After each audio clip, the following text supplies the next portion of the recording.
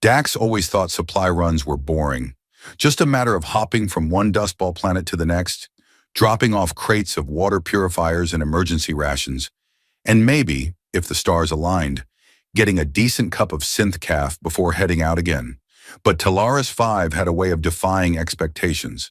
Its dusty red sky loomed like a perpetual, bruised sunset, and its settlement, if you could call a cluster of half-sunken prefab shelters a settlement, buzzed with more life than any place that bleak had a right to.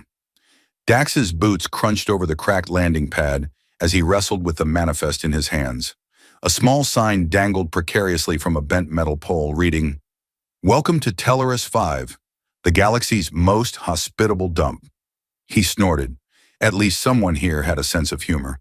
His ship, the Starfire Courier, hissed as it settled, its stabilizers emitting a tired whine, like an old man getting out of bed. He gave the ramp a solid thump for good measure, standard protocol for rickety vessels, and trotted down, fully expecting the usual greeting committee of grumpy quartermasters and overworked medics. What he got instead was a kid. She couldn't have been more than 6 cycles old, with tangled brown hair, a stained tunic 2 sizes too big, and a grin that looked like it had been permanently welded onto her face. She barreled toward him at warp speed, clutching a tattered stuffed hexapod under one arm like it was a priceless treasure. Dax took a cautious step back. He'd seen enough hyper-energetic children to know they were small, portable chaos engines. "Hey there, short stuff," he said, shifting the crate to his other arm. "Watch where you're—" "Please marry my mom," she blurted out, her voice so bright and earnest that it nearly short-circuited his neural pathways. Dax blinked. "Come again," she nodded solemnly. "Please marry my mom." She pointed a grubby finger at a tall woman standing a few meters behind her. And that's when Dax's brain performed a full system reboot. The woman had silver hair that shimmered in the dim sunlight like strands of star thread. Her long ears, tapered and elegant, twitching slightly as though picking up the subsonic hum of the engines. She wore a practical jumpsuit, oil-stained at the sleeves, but the way she carried herself, shoulders back, chin high, spoke of a strength forged in the crucible of too many battles lost and won. Her cheeks were, at that moment, the same hue as a Helian rose. She managed a wobbly smile, eyes the color of a nebulized swirl locked onto him with a mixture of amusement and horror. "Kaylee," she hissed, though a laugh trembled beneath the scolding. "That's not—" She cleared her throat, the musical lilt of her accent giving even the simplest words a dance-like quality. "I apologize. She has a vivid imagination." Dax swallowed, feeling the heat rising from his collar to his cheeks. He wondered if he should drop the crate and make a run for it. Or maybe jump back on the Starfire Courier and head for the nearest black hole. But the little girl, Kaylee, was staring at him like he held the keys to the entire galaxy. "My mom's the best engineer in the whole universe," she declared. "She can fix anything, even my old drone." Leora, still blushing, rolled her eyes. "Kaylee," Dax shifted his weight awkwardly, but couldn't help chuckling. "Well," he said, scratching the back of his neck, "I can't say I've ever had a marriage proposal come from a 6-year-old before. Usually I just deliver crates of plasma batteries and water filters. Marriage wasn't on the manifest today." Kaylee's eyes widened. "You're the best delivery man ever," she squealed, hugging her hexapod tighter. Dax sighed. Talaris 5, he thought, is going to be anything but boring. The sun of Teleris 5 hung low on the horizon, casting long, angular shadows across the makeshift settlement as Dax followed Leora through the tangled maze of alleys. She moved with the confidence of someone who knew every creaking bulkhead and glitchy door panel in the place, a starship mechanic in exile, perhaps, or a refugee engineer who'd made a home out of scrap and salvage. Her long ears twitched subtly every time he stumbled on a loose panel or nearly tripped over a dangling power conduit. He wasn't sure if she was annoyed or amused. "Kaylee has a way of making requests," she said, her tone dry as recycled air. "She means well, but—" "She's a riot," Dax cut in, chuckling. "I've been proposed to by all manner of beings, once even by a 4-armed, gelatinous traitor on Shara Prime, but never by a 6-year-old with a stuffed hexapod." He made a face, remembering the trader's gooey handshake. This is new territory. Leora's laugh was soft and musical, and for a moment Dax wondered how she'd ended up here, on a backwater colony with its best days centuries behind it. She gestured toward a corrugated metal structure that passed for a workshop. Inside, the air smelled of ozone, oil, and hope. Holographic schematics flickered in the corner, casting blue light across tangled piles of circuit boards and tools. She picked up a hydrospanner and brandished it like a scepter. "This is my kingdom," she declared, her smile crooked but proud. "I can fix just about anything, except maybe Kaylee's matchmaking. That's beyond even my expertise." Dax let out a snort. "You're telling me you can reprogram a quantum drive, but you can't talk your daughter out of playing Cosmic Cupid?" Leora rolled her eyes. "Quantum drives don't whine or give you puppy eyes." She set the hydrospanner down and gestured to a half-dismantled water purifier. "This is what I wanted to talk to you about. The purifiers you delivered are, well, let's just say the manufacturer's warranty doesn't cover sandstorms, pirate raids, or kids using them as rocket sleds." Dax scratched his head. "Pirate raids?" She sighed. "Talaris 5 is on the fringe of the trade routes. Pirates hit us about once every few cycles, grab what they can, and vanish into the void. Most of the time, it's small stuff, food, water, sometimes mining gear, but lately they've been getting bolder. Last time, they stole half the medical supplies." He frowned, the smile fading. "I'm supposed to keep things running, not fight off raiders. I'm not exactly a war hero." Leora gave him a sympathetic look. "No one's asking you to be one. But if these purifiers break down, the whole settlement's water supply goes with them." She nudged the machine with the toe of her boot, and it made a sad little beep. "I can patch them up, but I'll need your help. The parts you brought, they're not exactly plug and play. Some are from Rigel Industries, some are from old colonial stockpiles. It's like trying to build a hyperdrive out of spare socks." Dax barked a laugh. "Spare socks, huh? That's a new one." He leaned in, eyeing the purifier's guts. "All right, I'll help, but fair warning, I once tried to rewire a food replicator and ended up with a kitchen full of purple goop. So maybe let me hold the hydrospanner and not a lot." She laughed, and the tension between them dissolved into something that felt almost normal, if normal included fixing crucial life support equipment while pirates circled the edges of the star system like hungry shadow beasts. Kaylee burst into the workshop, brandishing a sheet of scribbled-on plastic paper. "Look, I made a guest list for the wedding," she announced. "Even Mr. Zarnock from the trading post says he'll come." Leora groaned. Dax threw his hands up. "All right, you win. I'll fix the purifier. On one condition. I get veto power on the wedding menu. Last time I ate at Mr. Zarnock's place, I was cleaning alien slime out of my teeth for a week." And with that, they bent over the water purifier, laughter mixing with the buzz of plasma cutters and the faint whine of distant starship engines. Night had fallen over Talaris 5, the sky an endless tapestry of stars, stitched with streaks of ion trails from passing freighters and the occasional planetary defense satellite blinking in silent vigil. Dax sat cross-legged on the metal floor of Leora's workshop, a mess of cables, tools, and half-gutted water purifiers spread around him like the entrails of a mechanical beast. His fingers were smudged with grease and coolant, his uniform stained with suspicious purple drips from the last rigged-up filter module. He muttered to himself in a tone that suggested he was negotiating with a particularly stubborn star kraken. "Seriously," he grumbled, holding a tangle of wires. "Who in the void designed this thing? It's like a quantum paradox in here. Every part's labeled wrong, and I'm pretty sure this one's from a vending machine." Leora, perched on an overturned crate with a plasma torch balanced across her lap, smirked. Her long ears twitched as she watched him work. "Welcome to Talaris 5, she teased, "where every repair is an adventure in creative swearing and cosmic improvisation." Dax snorted. "Adventure? Lady, this is more like a tragic opera in 10 acts." He lifted a control panel with a cracked screen. "Look at this. It's got duct tape holding the quantum inverter in place. Duct tape.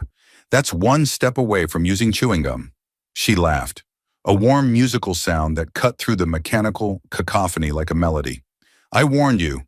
Most of this stuff was salvaged from abandoned mining rigs or barter deals with desperate traders. A few years back, I even traded a spare hyperdrive coil for a working air scrubber. You should have seen the look on the trader's face when I told him the hyperdrive coil was the size of a small moon. Dax barked a laugh. Classic. And let me guess, the air scrubber lasted exactly 2 days before exploding in a puff of cosmic irony?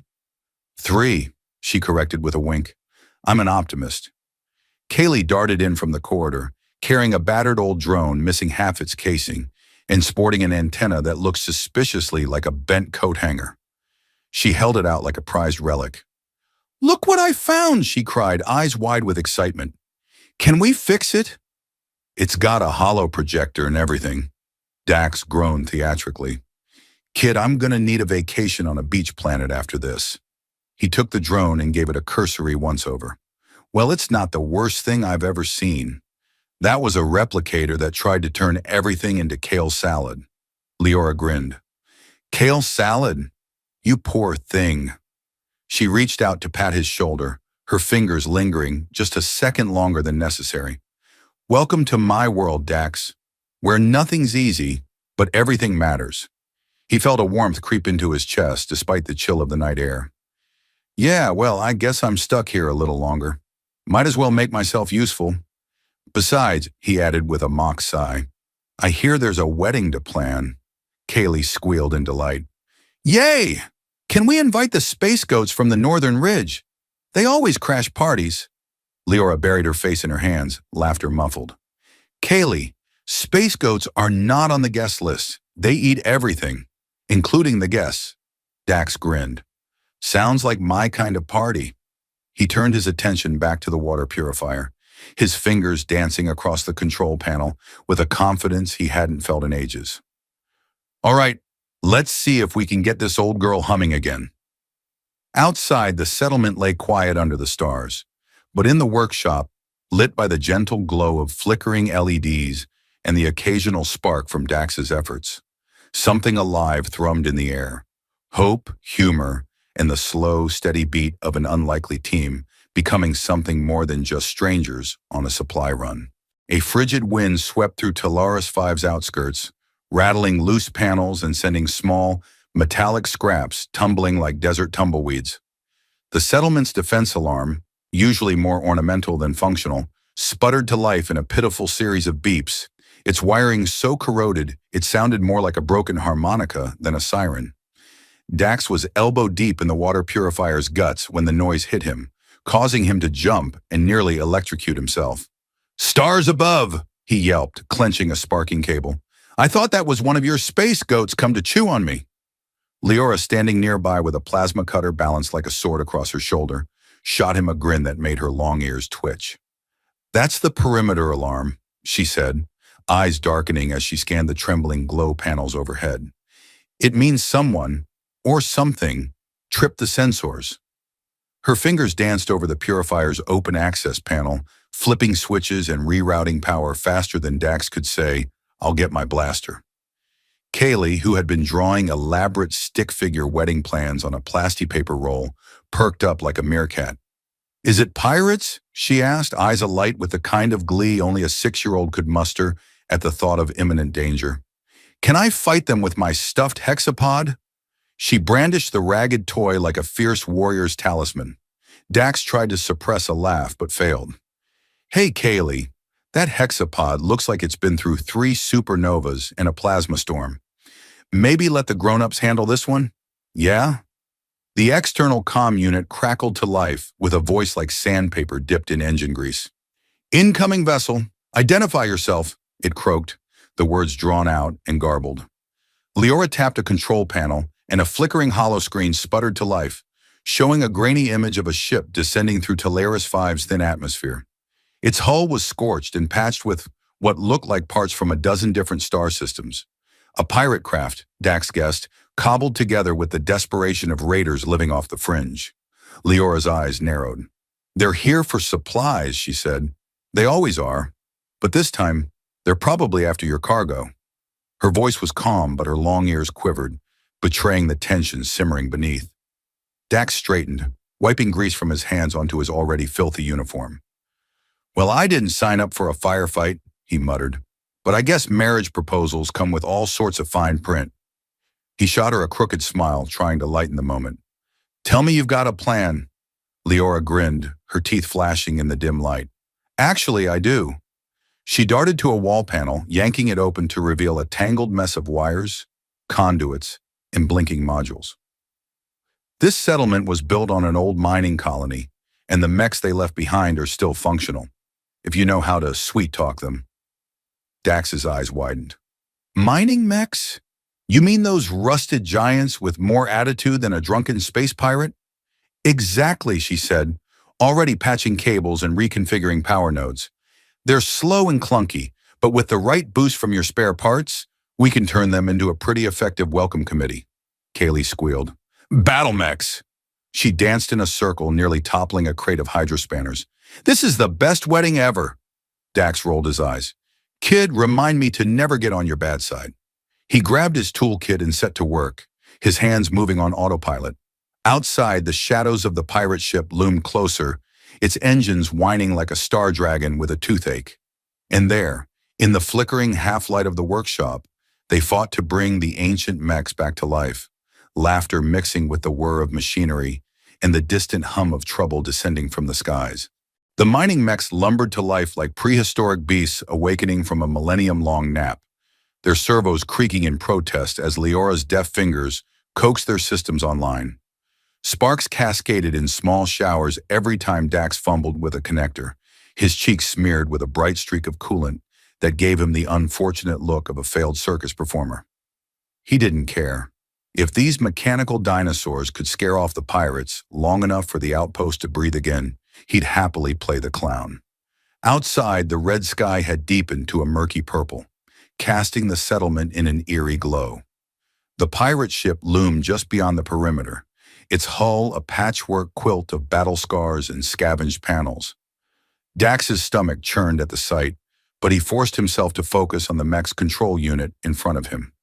It was older than some of the spacefaring civilizations he'd studied, its interface a clunky mass of dials and switches that looked more at home in a steampunk carnival than a modern settlement. Try the third override switch, Leora called, her voice tinged with an excitement that cut through the tension like a beam saber. Her long ears twitched as she adjusted a power relay, her silver hair catching the gleam of the overhead floodlights. That should recalibrate the leg servos. Dax squinted at the console. Third override, got it. He flipped the switch and the mech gave a mechanical groan that sounded suspiciously like a dying bantha from the outer rim. Then with a shudder, it rose to its full height, plating rattling like a rain of coins. Look at that beauty, Dax breathed. Ugly as a back alley grub, but I'd take it over an unshielded shuttle any day. Kaylee bounced on her toes, her stuffed hexapod clutched like a holy relic. Can I ride it? Please? I'll be careful, I promise. Dax nearly choked. Ride it? Kid, it's not a pony. This thing is one plasma leak away from self-destructing in a spectacular fashion. Leora's laughter danced through the air. Sorry, Kaylee. Maybe next time, she said, ruffling the girl's hair. For now, let's focus on scaring the pirates away. A sharp crackle burst from the settlement's speakers, followed by a voice that sounded like someone gargling rocks. Attention, Talaris 5. We're here for your supplies. Hand them over, and no one gets hurt. Dax made a face. Standard pirate script. I give it a C- for originality. He grabbed a control stick and guided the mech forward, its heavy feet thudding against the ground like distant thunder. Hey, Leora, if this thing fires itself into the atmosphere, just know I died doing something profoundly stupid. Leora's eyes sparkled with mischief. I'll make sure to tell the historians. She leaned in close, her breath warm on his cheek, her long ears twitching as she whispered, Good luck, Dax. His heart did a weird little flip. Yeah, he muttered, forcing a grin. Who needs luck when you've got a half-broken mining mech and a 6-year-old wedding planner on your side? Outside, the pirate ship's landing ramp hissed open, revealing a ragtag crew of star-weary marauders armed with plasma rifles and smirks that screamed trouble. The largest of them, a brute with 3 cybernetic arms and a face that looked like it lost a brawl with a vibro shredder, stepped forward. Hand over the goods, he snarled. Dax guided the mech into a defensive stance. Sorry, pal, we're fresh out of surrender today. He hit a switch, and the mech's rusted arms swung into position, crackling with barely contained plasma energy. But we've got a half-working plasma cannon, if you're in the mood for something spicy. The pirate hesitated, his sneer faltering. Leora's voice came through Dax's calm, low and fierce. Let's show them what Talaris 5 is made of. And so, amidst sparks, laughter, and the smell of ozone, Dax and Leora faced down the pirate threat. A mismatched pair of heroes in a galaxy that never ran out of surprises. Morning dawned on Talaris 5 with the slow grace of a dying star, its weak sunlight turning the settlement's battered hulls and creaking antennas into molten gold. The scent of plasma scorched the air, mingling with the comforting tang of oil and metal. Dax stood atop a cargo crate, surveying the aftermath of the battle. The mining mechs, battered, sparking, and covered in dents, stood like silent sentinels around the perimeter, their mechanical heads bowed as if catching a well-earned rest. The pirates had fled, leaving behind little more than a few dropped tools and a trail of cosmic bruised egos. Dax's uniform was a patchwork of grime and dried coolant. He felt like a walking junkyard exhibit. He ran a hand through his hair, unsuccessfully attempting to flatten a cowlick that had developed a life of its own, and let out a sigh. Well, he muttered, that was one heck of a delivery run. Leora emerged from the workshop, her silver hair bound in a loose braid that trailed over one shoulder like a river of light. Her long ears twitched as she scanned the settlement, her eyes bright with exhaustion and triumph. I can't believe it worked, she said, a smile playing at the corners of her lips. I thought for sure at least one of those mechs would explode. Only one nearly did, Dax replied with a grin. I'm counting that as a win. He glanced at Kaylee, who was busily decorating one of the mechs with hand-painted flowers and hearts. Her stuffed hexapod was strapped to the mech's shoulder like a battle mascot. Dax's heart softened. That kid's going to be the best intergalactic wedding planner in the quadrant. Leora laughed, a sound that felt like stardust after the chaos of the night. She's stubborn, just like her mother. Her smile faded to something softer, more tentative. And just like her mother, she's had to learn to adapt, to survive.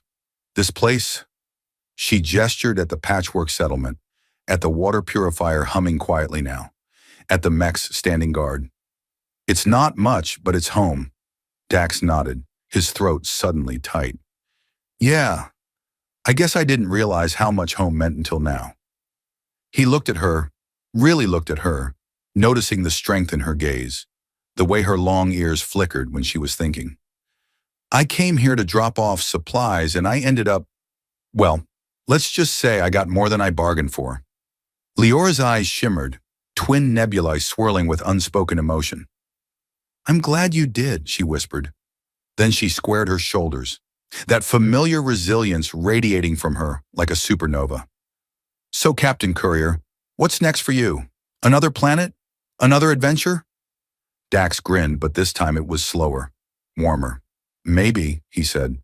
But I was thinking, maybe I'll stick around for a bit, help out with the repairs. Teach Kaylee how to properly rewire a plasma coil so she doesn't accidentally blow up half the settlement. He winked at Kaylee, who beamed and gave him a thumbs up. Sounds like a plan, Leora said, her voice as bright as a sunrise. She reached out and took his grease-stained hand in hers, her fingers warm and sure.